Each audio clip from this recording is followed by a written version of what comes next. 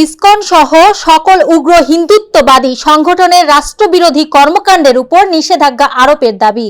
শনিবার 30 নভেম্বর রাজধানীর জাতীয় প্রেস ক্লাবে তোফাজ্জল হোসেন মানিক মিয়া হলে আয়োজিত এক সেমিনারে বাংলাদেশে ইসকন সহ সকল উগ্র হিন্দুত্ববাদী সংগঠনের রাষ্ট্রবিরোধী কর্মকাণ্ডের উপর নিষেধাজ্ঞা আরোপের দাবি জানিয়েছেন বক্তারা।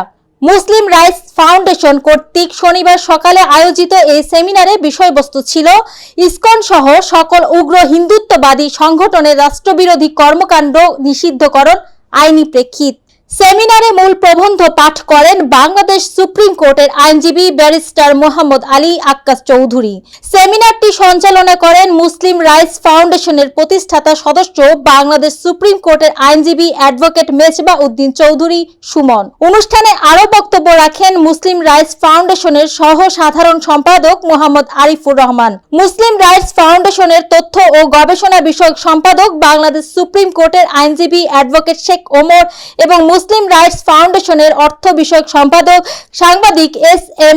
আমিনুল ইসলাম সহ আরো অনেকে। ব্যারিস্টার আক্কাস চৌধুরী তার মূল প্রবন্ধে বলেন, ইসকন নামে একটি ধর্মীয় ভাব আন্দোলন হলেও বিগত 2 দশকে সংগঠনটি ব্যাপকভাবে রাজনীতিতে জড়িয়ে পড়েছে।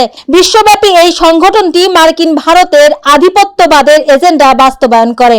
বাংলাদেশে সাম্প্রতিক বছরগুলোতে এই সংগঠনটি মুসলিম জনগোষ্ঠী ও মূলধারার হিন্দু সম্প্রদায়ের প্রতি ব্যাপক বিদ্বেষমূলক আচরণ করছে। ইসকনের সমর্থকরা খুন, জমি দখল, মারামারি, অন্যের সম্পদের ক্ষতি সাধন সহ নানান সন্ত্রাসী কার্যকলাপে যুক্ত হওয়ার সুস্পষ্ট প্রমাণ পাওয়া গেছে। বাংলাদেশে বিজেপি আরএসএস এর উগ্র হিন্দুত্ববাদী গেরুয়া পতাকার রাজনীতি এই ইসকনের হাত দিয়েই। মৌমিতা তন্নি, জিবিসি টিভি, ঢাকা।